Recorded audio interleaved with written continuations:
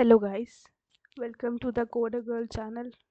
As हमारे mid term है, पूरे एक हफ्ता रेगुलर है, तो मैं तुम्हारे लिए इम्पोर्टेंट टॉपिक्स लाई हूँ ईएम के। ईएम, बाप रे बाप दीदी, ये क्या नाम ले लिया आपने? ईएम का नाम क्यों ले लिया? भाई बच्चे इस सब्जेक्ट से ऐसे डरते हैं ना, जैसे पता नहीं क्या ही बोल दिया है उनको करने के लिए। बिकॉज देखो ये टफ भी है, बट मैकेनिक्स तो तुमने 11th में पढ़ी है ना, तो थोड़ा बहुत तुम्हारा रिकॉल तुम्हें आ जाएगा। बाकी ईएम में सबसे ज़्यादा बैक आती है, तो मैं क्लियर कर दूं, तो ईएम के इम्पॉर्टेंट टॉपिक्स छोड़ के नहीं जाना। बिकॉज तुमने मैकेनिक्स 11th में जिसने नहीं भी अच्छे से करी उसको थोड़ा बहुत तो आता ही होगा।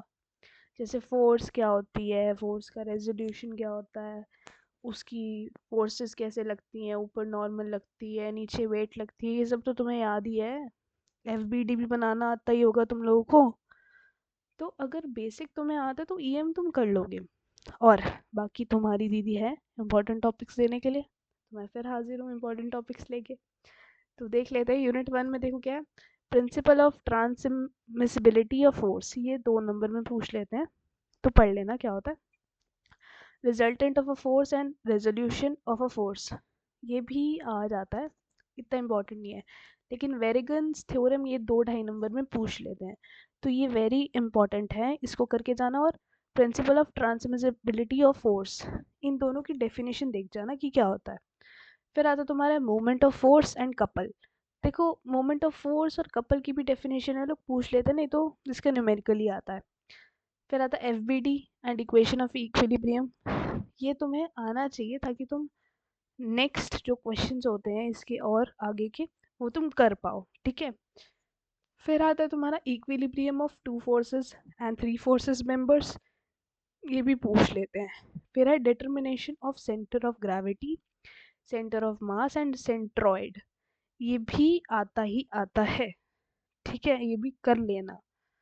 फिर है मास moment of inertia, area of inertia.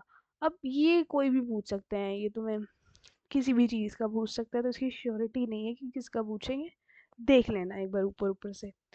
फिर रेडियस ऑफ गायरेशन, इसका भी आ जाता है। और पैरेलल एक्सिस थ्योरम भी पूछ लेते हैं 2-2.5 नंबर में। तो ये थी तुम्हारे यूनिट 1 के इंपॉर्टेंट टॉपिक्स। अब देखो तुम खुद बताओ, एफबीडी तुम लोगों ने पढ़ा है, इक्विलिब्रियम तुमने पढ़ा हुआ है, तुम लोगों ने सेंट्रॉइड भी पढ़ा है, सेंटर ऑफ ग्रेविटी भी पढ़ा है, तो तुम लोगों ने, और मोमेंट ऑफ इनर्शिया भी पढ़ा है तुम लोगों ने, गायरेशन भी पढ़ा है, पैरेलल एक्सिस थ्योरम भी पढ़ा है। तो ये तुम्हारी यूनिट 1 बहुत आसान लगेगी, तुम लोगों ने ऑलरेडी पढ़ी हुई है क्लास 11th में।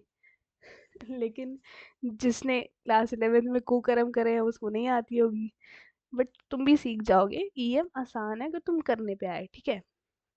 ये तो यूनिट 1 के इंपॉर्टेंट टॉपिक्स थे। अब यूनिट 2 के हैं परफेक्ट एंड इम्परफेक्ट ट्रस्ट। अब ये नई चीज़ है, देखो कि ट्रस्ट क्या होता है। पर ट्रस्ट का एक 5 नंबर का पक्का क्वेश्चन आता ही आता है, या तो उसके टाइप्स बोल देता है कि उसके टाइप्स बताओ कि ट्रस्ट क्या होता है और उसके टाइप्स क्या होते हैं, या उसके एजम्पशंस लिखो। तो इसका क्वेश्चन आता ही आता है, इन दोनों में से किसी का भी आ जाता है। और मेथड ऑफ जॉइन और इसका इसका 5 नंबर का न्यूमेरिकल तो बेटा आता ही आता है, इसको भी देख के जाना कि मेथड ऑफ जॉइन क्या होता है और मेथड ऑफ सेक्शन क्या होता है। फिर आता है तुम्हारा स्टैटिक एंड काइनेटिक फ्रिक्शन। मैं बोलूँगी कि अगर तुम्हारे पास टाइम कम बच रहा है ना, तो ये फ्रिक्शन वाला पार्ट छोड़ जाना। बट फ्रिक्शन वाले पार्ट में तुम ये चीज़ें छोड़ लेना, बट ये मत छोड़ना, friction in flat pivot and collar bearing, इसकी डेरिवेशन आ जाती है। और एक ये फ्रिक्शन इन फ्लैट बेल्ट्स, इन दोनों में से किसी की भी वो डेरिवेशन पूछ लेगा, ठीक है। बट मैंने तुम पे थोड़ा सा वो कर दिया है कि तुम लोग ये कर सकते हो, भूल सकते हो कि फ्रिक्शन वाला पार्ट स्किप करके तुम नीचे वाला लेकिन डेरिवेशन देख जाना फ्रिक्शन की, बहुत इंपॉर्टेंट होती है फ्रिक्शन की डेरिवेशन, ठीक है। तो ये तो तुम्हारे इंपॉर्टेंट टॉपिक्स ईएम के।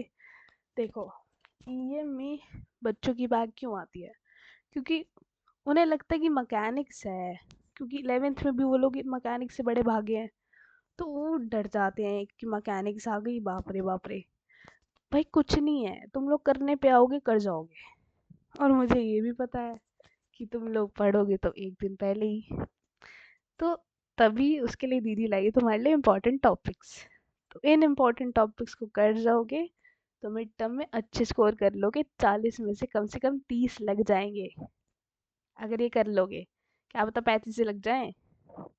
तुम्हें एंड टर्म की कोई चिंता लेने की जरूरत ही नहीं है, 5 नंबर तो ऐसे ही आ जाते हैं। तो इसीलिए मिड टर्म को तुम हल्के में मत लिया करो, मिड टर्म पे ही तुम्हारे इंटरनल्स ही बनते हैं, मिड टर्म के थ्रू ही। टीचर मिड टर्म ही देखता है जब तुम्हारे इंटरनल चढ़ा रहा होता है, और साथ में इमेज भी, कि तुम्हारी टीचर के सामने इमेज कैसी है। तो मैं तो यही बोलूँगी कि टीचर के सामने इमेज भी अच्छी बना के रखा करो। और मिड टर्म में भी देखो 30 नंबर का होता है, कम से कम 15 से ऊपर तो तुम ला सकते हो। फेल तो मत हो, 15 से ऊपर ही ले आओ।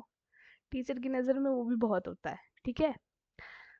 और जिसको अगर इसका इम्पोर्टेंट टॉपिक्स का ही पीडीएफ चाहिए, वो हमारी कम्युनिटी का लिंक डिस्क्रिप्शन में या कमेंट में होगा, वो ज्वाइन कर ले। और वहीं पे आएंगे सारे इम्पोर्टेंट टॉपिक्स, नोट्स वगैरह वहीं आते हैं, ठीक है। बाकी like share and subscribe to the coder girl channel. Thanks for watching.